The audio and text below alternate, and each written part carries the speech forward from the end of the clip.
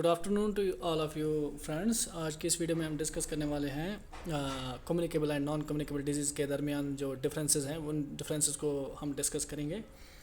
और जो non communicable disease हैं उनको सब हम डिस्कस करेंगे, उन सब को हम डिस्कस करेंगे।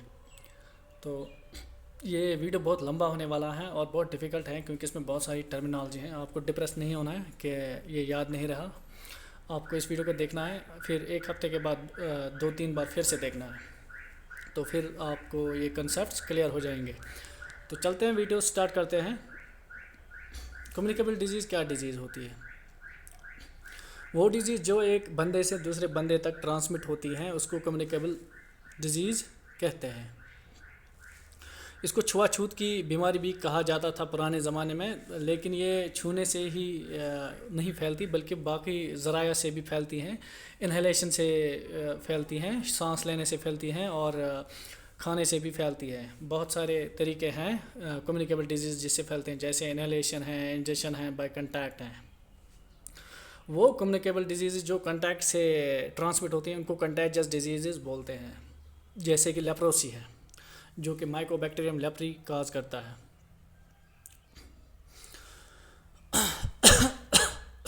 I beg your pardon. Non communicable disease जो होती हैं वो डिजीज़ होती हैं जो कि ट्रांसमिट नहीं होती हैं। तो ये एक बंदे से दूसरे बंदे में ट्रांसमिट नहीं होती हैं, ये एक ही बंदे में होती हैं। ये यूजुअली क्रोनिक होती हैं, यानी कि इनका जो है बहुत लंबा चलता है, कोर्स ऑफ डिजीज़ बहुत लंबा चलता है, लेकिन हर वक्त ये क्रोनिक नहीं होती है। मिसाल के तौर पर हार्ट अटैक जो है वो एक नॉन कम्युनिकेबल डिजीज़ है, ये कि क्रोनिक नहीं है, ये एक्यूट होती है। एक्यूट डिजीज़ वो डिजीज़ होती है जो कि बहुत फास्ट डेवलप होती है और रिज़ल्ट जल्दी देती है। और इन्फेक्शस या कम्युनिकेबल डिजीज़ जो होती है वो भी क्रोनिक हो सकती है। मिसाल के तौर पर अगर हम टीबी को ट्रीट नहीं करेंगे तो वो भी क्रोनिक डिजीज़ का फॉर्म ले सकती हैं, या फिर एचआईवी भी क्रोनिक होती है क्योंकि ये कभी ठीक ही नहीं होती है। ये भी अब आप ये देख लीजिए कि इन्फेक्शस डिजीज़ जो और कम्युनिकेबल डिजीज़ लगभग एक ही बात होती है। तो इस पर हम आगे और भी रोशनी डालेंगे। जो नॉन कम्युनिकेबल डिजीज़ हैं उसके बहुत सारे टाइप्स होते हैं। मेटाबॉलिक डिजीज़ होती है, डेफिशिएंसी डिजीज़ होती है, जेनेटिक डिजीज़ होती हैं, पॉइजनिंग होती है। तो मेटाबॉलिक डिजीज़ वो डिजीज़ हैं जो मेटाबॉलिज्म डिसरप्ट होने से होती है। डेफिशिएंसी डिजीज़ वो डिजीज़ हैं जो कि किसी न्यूट्रिएंट की डेफिशिएंसी की वजह से होती हैं, जैसे कि मिनरल्स और विटामिन्स की डेफिशिएंसी। विटामिन्स की डेफिशिएंसी डिजीज़ को हमने अलग एक सेपरेट वीडियो में डिस्कस किया है, आप वो वीडियो देख लीजिएगा।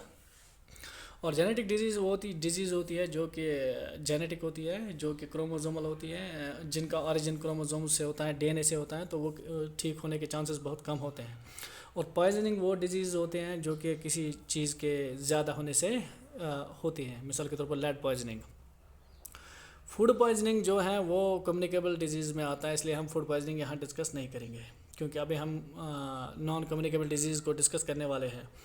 तो इन्फेक्शस डिजीज़ जो है वो डिजीज़ हैं जो कि एजेंट्स ऑफ डिजीज़ की वजह से होती है। नॉर्मली जो इन्फेक्शस डिजीज़ होती है वो कम्युनिकेबल डिजीज़ ही होती है। जो भी एजेंट्स ऑफ डिजीज़ हैं वो बैक्टीरिया हैं, वायरसेस हैं, रिकेट्सी हैं, पैरासाइट्स हैं, प्रियॉन्स हैं।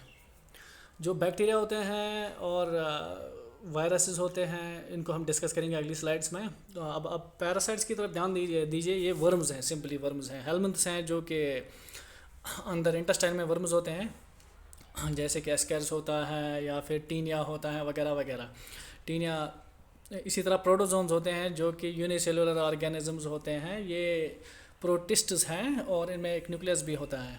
तो ये बैक्टीरिया से थोड़ा एडवांस होते हैं।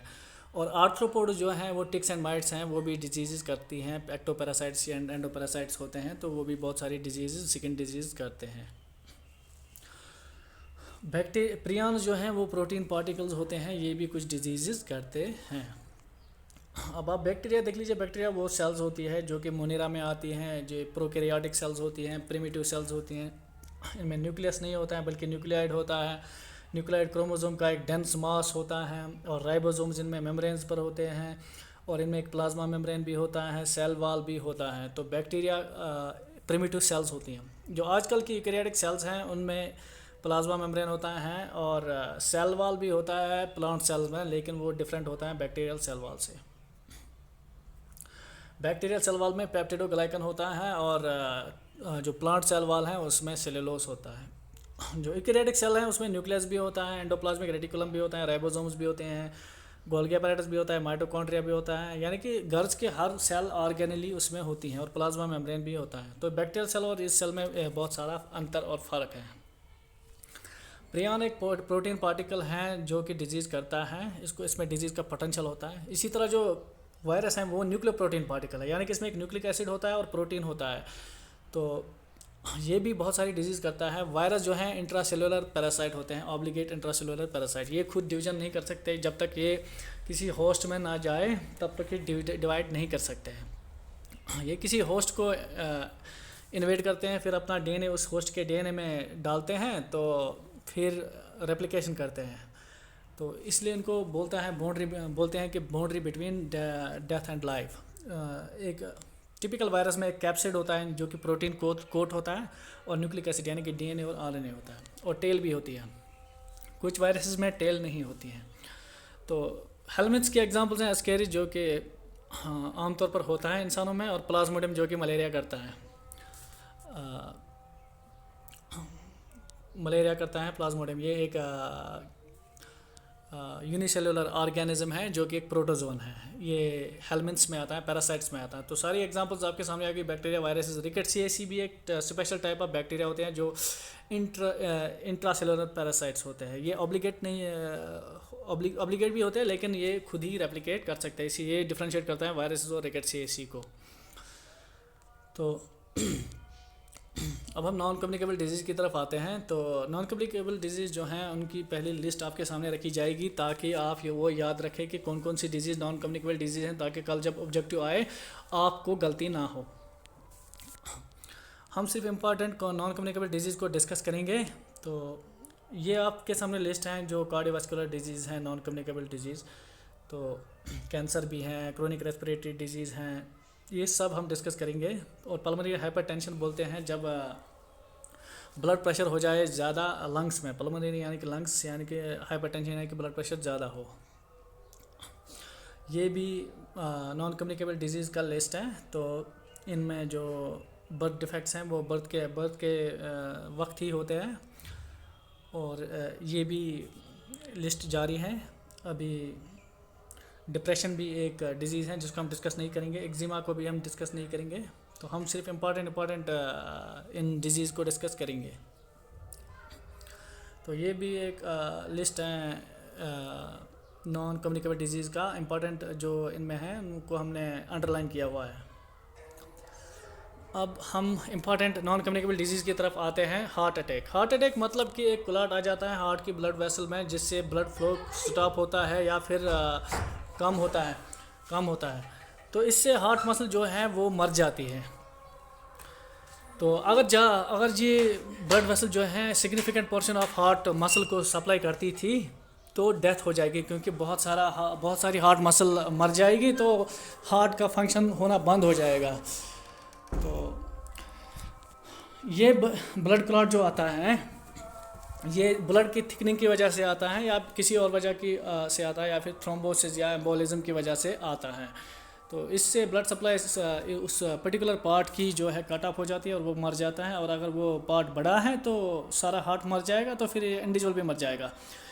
अगर बहुत बड़ी वेसल इन्वॉल्व हैं तो उसको मेजर हार्ट अटैक बोलते हैं, इससे मरने का खतरा होता है। अगर बहुत स्मॉल वेसल इन्वॉल्व हैं तो उसको माइनर हार्ट अटैक बोलते हैं, तो इससे मरने का खतरा नहीं होता है।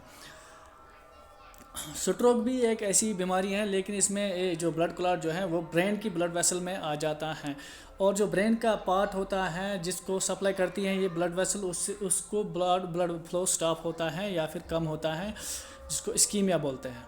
तो उस वजह से वो ब्रेन का पार्ट मर जाता है, और फिर जो भी पार्ट वो कंट्रोल करता है बॉडी में, तो वो पार्ट भी डिफंक्ट हो जाता है, वो यूज़लेस होता है। Part of the body dependent not becomes useless, क्योंकि उसमें जो ब्रेन का पार्ट उसको कंट्रोल करता था वो ब्रेन का पार्ट मर गया।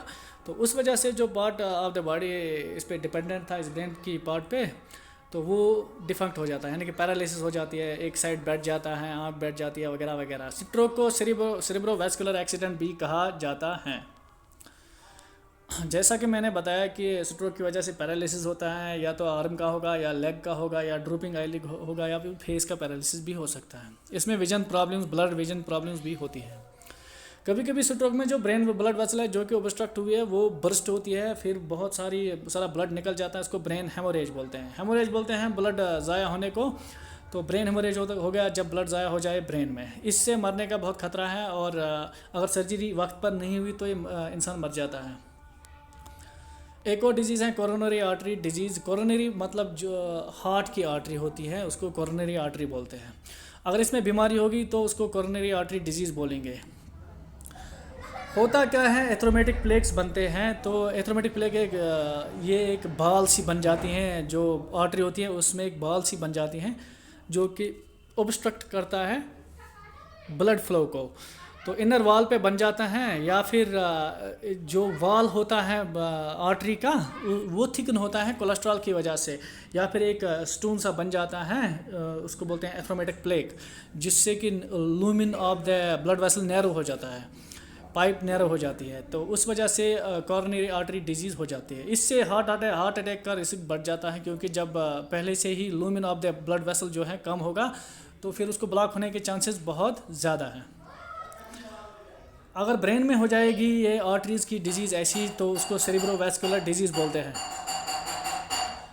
पेरिफेरल आर्टरी डिजीज़ यही डिजीज़ होती है जब पेरिफेरल आर्टरीज़ में होती है, यानी कि बाकी आर्टरीज़ में, हार्ट के आर्टरीज़ में नहीं, जो बॉडी की दूसरी आर्टरीज़ हैं अगर उनमें ये डिजीज़ होगी तो उसको बोलते हैं पेरिफेरल आर्टरी डिजीज़। यानी कि मटेरियल बिल्डअप होता है इनर वॉल्स और आर्टरीज़ के इनर वॉल्स पे, जिसकी वजह से वो नैरो डाउन हो जाते हैं और फिर स्ट्रोक या फिर क्लॉटिंग का खतरा बढ़ जाता है। एक और मेटाबॉलिक डिजीज़ और नॉन कम्युनिकेबल डिजीज़ हैं जो बहुत इंपॉर्टेंट है, उसको कैंसर कहते हैं। कैंसर क्या चीज़ है? Cancer uncontrolled growth of cells है। नॉर्मली जो सेल्स हैं माइटोसिस करती हैं, उसके बाद स्टॉप हो जाती है ग्रोथ, तो उसको बोलते हैं S phase, synthetic phase, growth phase, zero phase. तो फिर वो रेस्ट पे आ जाती है। लेकिन जो कैंसर होता है इसमें जो रेस्टिंग फेज़ है वो ओवरकम हो जाता है और जो सेल्स कंटिन्यूसली ग्रो होती हैं और बहुत बड़ा ट्यूमर बन जाता है, और फिर वो नेबरिंग टिश्यू को प्रेशर देता है और किल करता है नेबरिंग टिश्यू से। अल्टीमेटली वो सारी बॉडी को टेक ओवर करता है और फिर सारी बॉडी मर जाती है। कैंसर के बहुत सारे स्टेज हैं, फर्स्ट सेकंड थर्ड स्टेज हैं इसका। फर्स्ट स्टेज में ये स्मॉल होता है और क्यूरेबल होता है। अगर इसको बाहर निकालेंगे, रेडिएशन डालेंगे या फिर ड्रग्स देंगे तो ये बच सकता है आदमी। लेकिन जो दूसरा स्टेज है इसमें ये बहुत बड़ा हो जाता है और दूसरे नेबरिंग टिश्यूज़ पे इन्फ्रिंज करता है और उनको मार देता है। लेकिन इस स्टेज पर भी इसको ट्रीट किया जा सकता है अगर इस कैंसर को सर्जिकली हम रिसेक्ट करेंगे, यानी कि बाहर निकालेंगे। लेकिन थर्ड जो कि सबसे खतरनाक स्टेज होता है उसको मेटास्टेसिस बोलते हैं, जिसमें कैंसर की सेल्स बहुत सारी जगहों पर फैल जाते हैं ब्लड के थ्रू या किसी और फ्लूइड के थ्रू। तो बहुत सारे जगहों पर कैंसर्स वो सेटअप करते हैं, तो बहुत सारे कैंसर्स बनते हैं बॉडी में। तो इस वक्त बहुत मुश्किल है इस कैंसर को ट्रीट करना, तो इसके बाद डेथ ही होती है। तो जैसा कि मैंने बताया कि सेल डिवीजन कंट्रोल्ड होता है और रेगुलेटेड होता है नॉर्मल सेल्स में जीन्स की वजह से। अब जीन्स में म्यूटेशन हो जाएगी तो कैंसर एक्टिवेट हो जाएगा, तो फिर सेल डिवीजन जो है अनकंट्रोल्ड हो जाएगा और कैंसर हो जाएगा। और वो म्यूटेशन होती है एक्सरेज की वजह से, केमिकल्स यानी कि कार्सिनोजेंस की वजह से, या फिर किसी और वजह से भी, या फिर वायरसेस की वजह से भी होता है। जो जीन बॉडी में कैंसर काजिंग होते हैं उनको बोलते हैं ऑन्कोजीन्स। नॉर्मली ये बंद ही रहते हैं। अगर किसी वजह से, वायरस के इंसर्शन की वजह से या फिर किसी एक्सरे की वजह से एक्टिवेट हो गए तो फिर कैंसर होता है। बहुत सारे वायरस जो हैं उनका जो जीनोम होता है वो ऑन्कोजीन्स की तरह ही होता है, यानी कि अगर वो इंसर्ट हो जाएंगे किसी जानवर में या इंसान में तो वो भी कैंसर कर सकते हैं। तो उनको बोलते हैं कैंसर काजिंग वायरसेस। सार्कोमा जो है एक टर्म है जो हम यूज़ करते हैं कैंसर के लिए। ऑन्कोलॉजी जो है it is the study of cancers. Crabs को भी ऑन्कोलॉजी बोलते हैं, लेकिन वो ज़्यादातर हम कैंसर्स के लिए ऑन्कोलॉजी का इस्तेमाल करते हैं। ट्यूमर और कैंसर में क्या फ़र्क है? जो भी ग्रोथ बॉडी में है उसको ट्यूमर बोलते हैं, और अगर वो ग्रोथ बढ़ती ना हो, मतलब कांस्टेंट हो, तो और या फिर बहुत स्लोली बढ़ती हो तो उसको बोलते हैं बेनाइन ट्यूमर। मिसाल के तौर पर लिपोमा, जब फैट टिश्यू किसी जगह बढ़ जाएगा तो उसको बेनाइन ट्यूमर बोलेंगे, लिपोमा बोलेंगे। कैंसर वो टिश्यू हैं जो कि मैलिग्नेंट होता है, यानी कि यह बहुत बढ़ जाता है और फैल जाता है। तो कैंसर वो ट्यूमर है जो कि मैलिग्नेंट होता है, और नॉन मैलिग्नेंट जो है वो बेनाइन ट्यूमर होता है, वो कुछ नहीं करता, वो इंसान को नहीं मारता। अगर कैंसर को ड्रग्स की वजह से ठीक करेंगे तो उसको कीमोथेरेपी बोलते हैं, अगर उसको रेडिएशन की वजह से ठीक करेंगे तो उसको रेडियोथेरेपी बोलेंगे। थेरेपी एक जनरल लफ्ज़ है जो कि ट्रीटमेंट के लिए बोला जाता है, और ट्यूमर का एक और नाम नियोप्लाज्म भी है। आप इस टर्मिनोलॉजी से परेशान ना हो जाए, आप इसको बस सुनते रहे और जितना दिमाग में बैठ जाएगा उतना बिठाओ, फिर आगे चलो। मेटाबॉलिक डिजीज़ और नॉन कम्युनिकेबल डिजीज़ में क्रोनिक रेस्पिरेटरी डिजीज़ भी आता है। तो इसमें सबसे इम्पॉर्टेंट जो है ये फलानी डिजीज़ हैं जो कि क्रोनिक ऑब्स्ट्रक्टिव पल्मोनरी डिजीज़ है कोविड। इसमें जो है लंग की पैसेजेस जो हैं वो नैरो डाउन हो जाती हैं। तो इसके एग्जांपल हैं क्रोनिक ब्रोंकाइटिस और एम्फाइसीमा, जिसकी वजह से फिर सांस लेना बहुत मुश्किल हो जाता है। फिर ब्रोंकोडायलेटर ड्रग्स इसमें इस्तेमाल हो जाते हैं, तो इसको कॉपट बोलते हैं। ये बहुत सारे लोगों में होता है क्रोनिक ब्रोंकाइटिस और एम्फाइसीमा। अगर लोअर रेस्पिरेटरी सिस्टम में एलर्जी हो जाएगी तो उसको अस्थमा बोलते हैं या एस्मा बोलते हैं। तो अगर अपर रेस्पिरेटरी सिस्टम में एलर्जी हो जाए उसको राइनाइटिस बोलते हैं। इसके अलावा जो क्रोनिक रेस्पिरेटरी डिजीज़ में आते हैं ऑक्यूपेशनल लंग डिजीज़, जो कि किसी ऑक्यूपेशन की वजह से होते हैं। एंथ्रोकोसिस होता है कोल की वजह से, जब कोल के पार्टिकल्स वो लंग्स में चले जाएंगे बहुत सारे पीरियड के लिए 10-20 साल के लिए, तो उनको मैक्रोफेजेस इंजेस्ट करती हैं और फिर मैक्रोफेजेस जमा हो जाती हैं, तो फिर वो लंग को फिलअप करती हैं, इससे डिजीज़ होती है एंथ्रोकोसिस। इसी तरह जब बहुत सारा कार्टन अंदर चला जाता है उससे बिसिनोसिस होता है। सीमेंट से सिलिकोसिस होता है सीमेंट वर्कर्स में, और एस्बेस्टोस से एस्बेस्टोसिस होता है। इस सब को न्यूमोकोनियासिस बोलते हैं, इन सब डिजीज़ को न्यूमोकोनियासिस बोलते हैं। तो ये इनक्यूरेबल डिजीज़ है। वंस अगर ये डेवलप हो गई तो फिर ये ठीक नहीं हो जाएगी, जितना डैमेज हुआ है उतना डैमेज होके ही रहेगा। सिस्टिक फिब्रोसिस में म्यूकस जो लंग का है वो थिक हो जाता है, और स्वेट यानी कि पसीना भी थिक हो जाता है, और डाइजेस्टिव जूसेस भी थिक हो जाती है। ये सिस्टिक फिब्रोसिस भी लंग की एक डिजीज़ है जिसमें फिर सांस लेना मुश्किल हो जाता है, क्योंकि बलगम जो है यानी कि म्यूकस वो बहुत मोटा और गाढ़ा हो जाता है, जिससे ब्लॉक हो जाता है रेस्पिरेटरी सिस्टम, और फिर सांस लेना मुश्किल हो जाता है। नॉन कम्युनिकेबल डिजीज़ में डायबिटीज़ बहुत इंपॉर्टेंट डिजीज़ हैं जो कि बहुत सारे लोगों में होती हैं। डायबिटीज़ बोलते हैं जब उस कंडीशन को जब ब्लड शुगर कंटिन्यूसली इंक्रीज़ रहा हो, तो इससे थर्स्ट भी लग जाती हैं और बहुत यूरिनेशन भी आ जाती है, क्योंकि ब्लड का ऑस्मोटिक प्रेशर जो है वो बढ़ जाता है, इसलिए वाटर की बहुत ज़रूरत पड़ती है, तो इससे थर्स्ट लग जाती है और फिर यूरिनेशन भी ज़्यादा होती है क्योंकि हम बहुत सारा वाटर लेते हैं। इसको बोलते हैं पॉलीडिप्सिया और पॉलीयूरिया। एडवांस डायबिटीज़ में जो है विजन प्रॉब्लम्स भी आती हैं। डायबिटीज़ की 2 किस्में होती हैं, टाइप 1 और टाइप 2। टाइप 1 जो है अगर इसको हम इंसुलिन देंगे तो ये ठीक हो जाएगी, लेकिन टाइप 2 जो है इससे ये इंसुलिन देने पर भी ठीक नहीं होते हैं। इसको बोलते हैं non responsive to insulin therapy. जो टाइप 1 डायबिटीज़ हैं इसको जुवेनाइल डायबिटीज़ भी बोलते हैं, क्योंकि ये ज़्यादातर बच्चों में होती हैं, और टाइप 2 जो है एडल्ट्स में होती हैं। और टाइप 1 को सेकेंडरी डायबिटीज़ भी बोलते हैं।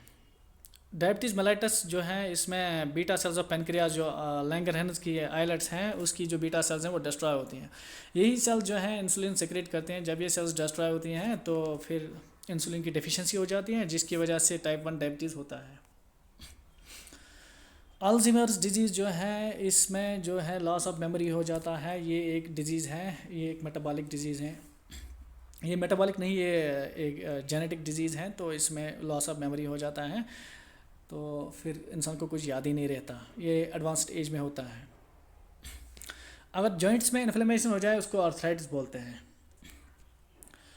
तो एक और डिजीज़ है जिसमें रेपिटेटिव मूवमेंट्स करता है इंसान, बहुत सारे रेपिटेटिव मूवमेंट्स करता है और वो इरिटेबल होता है, हाइपर एक्साइटेबल होता है, उसको जल्दी से गुस्सा आ जाता है, उसको बोलते हैं ऑटिज़म। इसको ऑटिज़म स्पेक्ट्रम डिसऑर्डर भी बोलते हैं या फिर ऑटिज़म खाली बोलते हैं। बेल्स पॉल्सी में जो है एक साइड फेस का जो है वीक हो जाता है, इसमें पैरालिसिस हो जाती है नर्व्स में, तो एक साइड फेस का लुढ़क जाता है। तो ये किसी वायरल इन्फेक्शन से भी होता है, लेकिन इसका काज अभी तक पूरा पता नहीं है। जब यानी कि हे से जो एलर्जी होती है लंग में उसको बोलते हैं फार्मर्स लंग। जो फेफड़ों में एलर्जी होती है हे की वजह से उसको फार्मर्स लंग बोलते हैं। और जैसा कि मैंने पिछली बार बताया कि जो ऑक्यूपेशनल लंग डिजीज़ हैं उनको कलेक्टिवली न्यूमोकोनियासिस बोलते हैं। एक और डिसऑर्डर है जिसको बोलते हैं बाइपोलर डिसऑर्डर। इसमें आदमी को क्या हो जाता है, कभी कभी बहुत खुश हो जाता है, इसको बोलते हैं मेनिया, और कभी कभी डिप्रेशन में चला जाता है, इसको बोलते हैं डिप्रेशन। इसी को बोलते हैं बाइपोलर डिसऑर्डर, जब एक आदमी मेनिया से डिप्रेशन में एक फट में चला जाए। कभी कभी एक इंसान का कोई पार्ट या बहुत सारे पार्ट्स नहीं बने होते हैं प्रॉपरली, उसको बर्थ डिफेक्ट बोलते हैं। जैसे कि कुछ आदमियों में होता है जो हार्ट के चैम्बर्स होते हैं, आर्टिकल्स होते हैं, वो कनेक्ट होते हैं, उसको बोलते हैं बर्थ डिफेक्ट्स। फोरामेन ऑयल की तरह कनेक्ट होते हैं, से कनेक्ट होते हैं, उसको बोलते हैं परसिस्टेंट फोरामेन ऑयल। एक और डिजीज़ है जिसको बोलते हैं क्रोनिक किडनी डिजीज़। तो इसमें डिजेनरेशन हो जाता है, किडनी ख़राब हो जाती है, जिसकी वजह से ब्लड यूरिया और क्रेटिनिन लेवल्स जो हैं वो बढ़ जाते हैं। ये भी एक क्रोनिक डिजीज़ है और ये नॉन कम्युनिकेबल डिजीज़ है और डेडली डिजीज़ है। सेरिब्रल पॉल्सी भी एक पैरालिसिस ही होती है, जो ब्रेन पूरा डेवलप नहीं होता है तो मूवमेंट एबनॉर्मल होता है, क्योंकि बहुत सारे पार्ट्स जो हैं वो डिफेक्ट होते हैं जो उस ब्रेन पार्ट के पर डिपेंडेंट होते हैं, तो वो काम नहीं करते, कोई लिम्ब काम नहीं करती वगैरह वगैरह, तो उसको सेरिब्रल पॉल्सी बोलते हैं। अब हम इन्फ्लेमेशन को देखेंगे। इन्फ्लेमेशन क्या होती है? इन्फ्लेमेशन एक प्रोसेस है जो कि इरिटेंट के रेस्पॉन्स में होता है। इसमें स्वेलिंग होती है, इसमें रेडनेस होती है, लॉस ऑफ फंक्शन होती है। तो इसको उर्दू में वरम बोलते हैं। जब वरम होता है उसमें रेडनेस होती है, फिर इन्फ्लेमेशन होता है, वारफेयर होता है, वाइट ब्लड सेल्स बैक्टीरिया को और एजेंट को मिटाती हैं, वारफेयर चल रहा होता है, उस प्रोसेस को इन्फ्लेमेशन बोलते हैं। और लॉस ऑफ फंक्शन भी इसमें होता है। एक और चीज़ आपको याद रखनी है, जो कि मेटाबॉलिक डिजीज़ होती है वो नॉन इन्फेक्शस होती हैं, वो इन्फेक्शस डिजीज़ नहीं होती है। कुछ टर्म्स आपको याद रखनी पड़ेंगी। एटियोलॉजी बोलते हैं एक डिजीज़ में काज को, और जो डिजीज़ डेवलपमेंट प्रोसेस होता है उसको पैथोजेनेसिस बोलते हैं। और जैसा कि पिछली स्लाइड्स में बताया कि थेरेपी ट्रीटमेंट को बोलते हैं। होस्ट वो एनिमल होता है या इंसान होता है जिसमें एक पैरासाइट होता है, और पैरासाइट वो इंसान या जानवर होता है जो कि किसी अपनी न्यूट्रिशन किसी दूसरे एनिमल से हासिल करे। जो जानदार किसी डिजीज़ को ट्रांसमिट करे, मिसाल के तौर पर मॉस्किटो का ट्रांसमिट करता है मलेरिया को, उसको वेक्टर बोलते हैं। और जो डिजीज़ बहुत ज़्यादा चले उसको क्रोनिक डिजीज़ बोलते हैं, और जो डिजीज़ फास्ट डेवलप हो और शॉर्ट लास्टिंग हो उसको एक्यूट डिजीज़ बोलते हैं।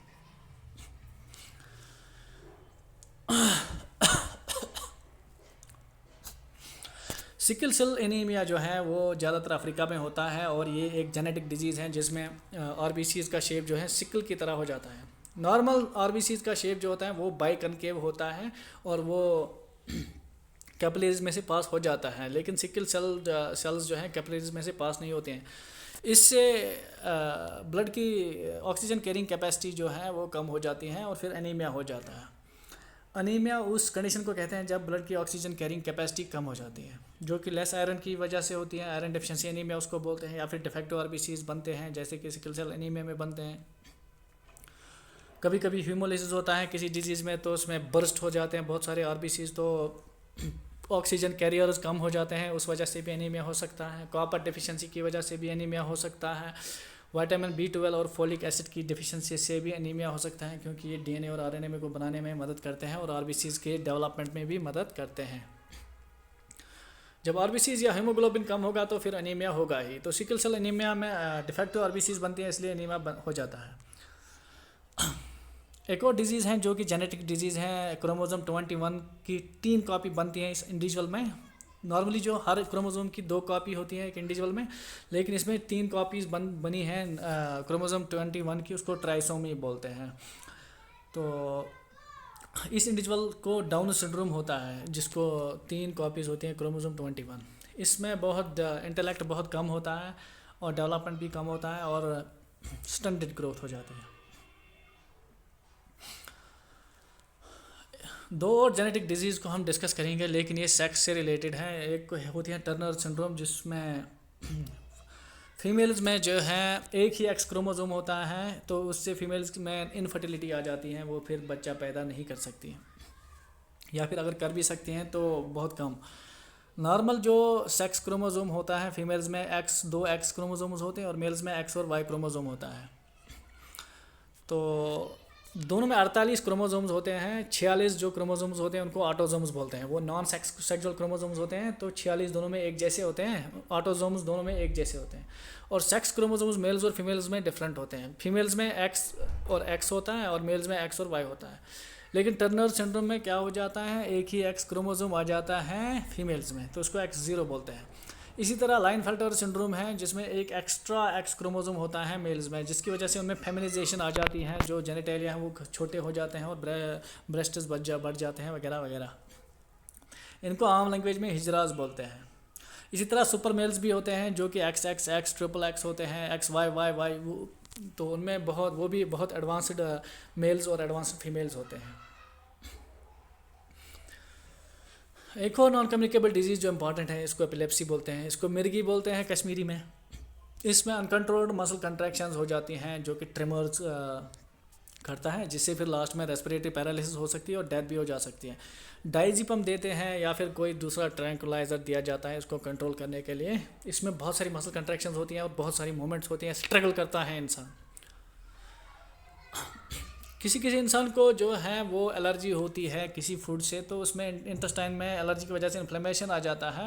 इन्फ्लेमेशन हमने बताया कि वर्म हो जाता है, तो उसको इन्फ्लेमेटरी बाउल डिजीज़ बोलते हैं।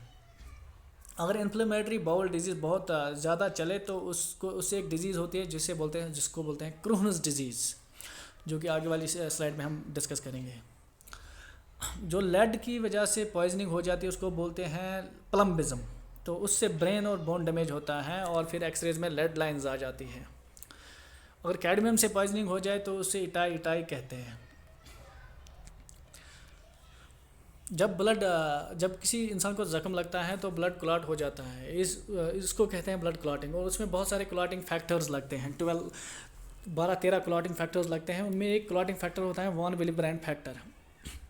किसी किसी इंडिविजुअल में ये एब्सेंट होता है तो उसको बोलते हैं वॉन विलिब्रेंड डिजीज़। ये एक जेनेटिक डिजीज़ है जिसमें ब्लड क्लॉटिंग प्रॉपर नहीं होती है, क्योंकि वॉन विलिब्रेंड फैक्टर एब्सेंट होता है तो क्लॉटिंग कैस्केड जो है वो नहीं होता है, तो इस वजह से ब्लड क्लॉटिंग नहीं होती है, तो ब्लीडिंग डिजीज़ होती है। अल्सरेटिव कोलाइटिस में जो है कोलन में अल्सरेशन हो जाती है, कोलन लार्ज इंटेस्टाइन को बोलते हैं, उसमें अल्सर डेवलप हो जाते हैं, तो फिर जो डिफिकेशन है वो डिफ़िकल्ट हो जाता है। सिस्टमिक लूपस एरिथ्रोमेटोसिस जो है बहुत ख़तरनाक डिजीज़ है। इसमें इम्यून सिस्टम अपने ही टिश्यूज़ को हमला करता है। इसमें हेयर फॉल होता है, रैश होता है, लिवर प्रॉब्लम्स होती हैं, स्किन प्रॉब्लम्स होती हैं, स्काल्प प्रॉब्लम्स होती हैं। बहुत डिबिलिटेटिंग डिजीज़ है, ये इंसान को ख़त्म करती है, तो इसका कोई इलाज ही नहीं है। इसको फिर मॉनिटर करना रहता है या फिर इम्यून सिस्टम को सप्रेस करने वाले ड्रग्स देने होते हैं। तो इम्यून सिस्टम बॉडी का वो सिस्टम है जो कि फॉरेन इरिटेंट को ख़त्म करता है, चाहे वो इरिटेंट बैक्टीरिया हो, वायरस हो, प्रियन हो वगैरह वगैरह, उसको ख़त्म करता है इम्यून सिस्टम। सोरियासिस और विटिलिगो भी वो डिजीज़ हैं जिनका काज अभी पूरा पता नहीं है। तो सोरियासिस में पाउडरी ड्राई पैचेस हो जाते हैं स्किन पे, जो कि बहुत ही इरिटेटिंग होता है। और विटिलिगो में वाइट पैचेस बन जाते हैं और वो सारे बॉडी को कवर करते हैं, जैसे अल्बिनो होता है उसकी तरह फिर बॉडी हो जाती है। ये भी बहुत ख़तरनाक डिजीज़ है, तो इसका ट्रीटमेंट अभी पूरा नहीं है। अगर कोई इंसान बहुत ज़्यादा फेट हो और उसमें बहुत ज़्यादा फैट कंटेंट हो और बहुत ज़्यादा बॉडी वेट भी, उसको ओबीस इंसान बोलते हैं और उस डिजीज़ को ओबेसिटी बोलते हैं। तो इससे कार्डियोवास्कुलर डिजीज़ या डायबिटीज़ हो सकता है। कार्डियोवास्कुलर डिजीज़ क्योंकि फैट बहुत ज़्यादा है तो एथ्रोमा बनेगा, एथ्रोमेटिक प्लेग्स बनेंगे, हार्ट अटैक हो जाएगा, सेरेब्रोवास्कुलर एक्सीडेंट हो जाएगा, स्ट्रोक हो जाएगा, थ्रोम्बोसिस हो जाएगा, एम्बोलिज्म हो जाएगा वगैरह वगैरह। जैसा कि पिछली स्लाइड्स में हमने बताया कि अगर इन्फ्लेमेटरी बाउल डिजीज़ बहुत ज़्यादा टाइम के लिए चले तो उसको क्रोहन्स डिजीज़ बोलते हैं। अब हम डेफिशिएंसी डिजीज़ की तरफ आते हैं। तो विटामिन डेफिशिएंसी डिजीज़ हमने एक अलग से वीडियो में डिस्कस किए हैं, तो उनको यहाँ पे रिपीट करने का कोई मतलब नहीं है, आप उस वीडियो को देख लीजिए, तो उसमें हमने डिस्कस किए हैं बहुत डिटेल में। मिनरल डिफिशिएंसीज़ में जो है कैल्शियम की डिफिशिएंसी की वजह से बोन डिफॉर्मिटीज़ होती हैं, ऑस्टियोमलेशिया होता है एडल्ट्स में, और रिकेट्स होता है यंग जो इंसानों में। और ब्लीडिंग भी होती हैं क्योंकि कैल्शियम भी एक क्लॉटिंग फैक्टर है, क्लॉटिंग कैस्केड में एक फैक्टर है, जैसे कि वॉन विलिब्रेंड फैक्टर है, इसी तरह कैल्शियम भी है। कैल्शियम फैक्टर 4 है। फास्फोरस अगर डिफिशिएंट होगा तो बोन और टीथ डिफॉर्मिटीज़ होंगी, और आयरन अगर डिफिशिएंट होगा तो एनीमिया होगा, जैसे कि अभी मैंने बताया। आयोडीन की डिफिशिएंसी की वजह से ग्वाइटर हो जाता है। गोइटर में एक बड़ा सी ग्रोथ हो जाती है जो निकल जाता है, एक नेक में एक बड़ी सी ग्रोथ हो जाती है जिसको गोइटर बोलते हैं। ये एक थायराइड ग्लैंड बहुत बड़ा होता है क्योंकि आयोडीन की डिफिशियंसी होती है। तो अब इसको प्रिवेंट करने के लिए हर साल्ट में आयोडीन डाला जाता है दुनिया भर में। कॉपर की डिफिशियंसी की वजह से रिटार्डेड ग्रोथ होती है क्योंकि डेवलपमेंट में ज़रूरी होता है, और डायरिया होता है मैग्नीशियम की डिफिशियंसी की वजह से, और मैंगनीज जो है उसकी डिफिशियंसी की वजह से हाइपरटेंशन होता है। हाइपरटेंशन बोलते हैं इंक्रीज ब्लड प्रेशर को। अगर कॉपर के मेटाबॉलिज्म में डिसऑर्डर हैं होते हैं उससे भी डिफिशियंसी हो जाती है। तो 2 डिसऑर्डर हैं कॉपर के मेटाबॉलिज्म में, विल्सन्स और मेंकिस डिजीज़। ये जेनेटिक डिजीज़ हैं जो कि कॉपर मेटाबॉलिज्म के कॉपर मेटाबॉलिज्म को अफेक्ट करती हैं और कॉपर की डिफिशियंसी को प्रोड्यूस करती हैं। इसी तरह फिनाइल कीटोन्यूरिया है, एक फिनाइल एलानिन की जो मेटाबॉलिज्म में एक उसकी मेटाबॉलिक बीमारी है, तो उसमें फिनाइल एलानिन जो है वो इसमें आ जाता है यूरिन में, वो भी एक मेटाबॉलिक डिसऑर्डर है। मॉलिब्डेनम की डिफिशियंसी की वजह से कैंसर हो जाता है, और प्रोटीन डिफिशियंसी को बोलते हैं क्वाशियोर, इसमें पार्ट बेली हो जाता है। मैरास्मस बोलते हैं उस कंडीशन को जो लो एनर्जी और न्यूट्रिएंट यानी कि बहुत कम खाना खाने की वजह से जो बीमारी होती है उसको मैरास्मस बोलते हैं। किसी इंसान में कुशिंग सिंड्रोम होता है जिससे राउंड फेस होता है और राउंड बहुत बड़ी बेली हो जाती है, उसको हाइपर कॉर्टिजोलिज्म बोलते हैं।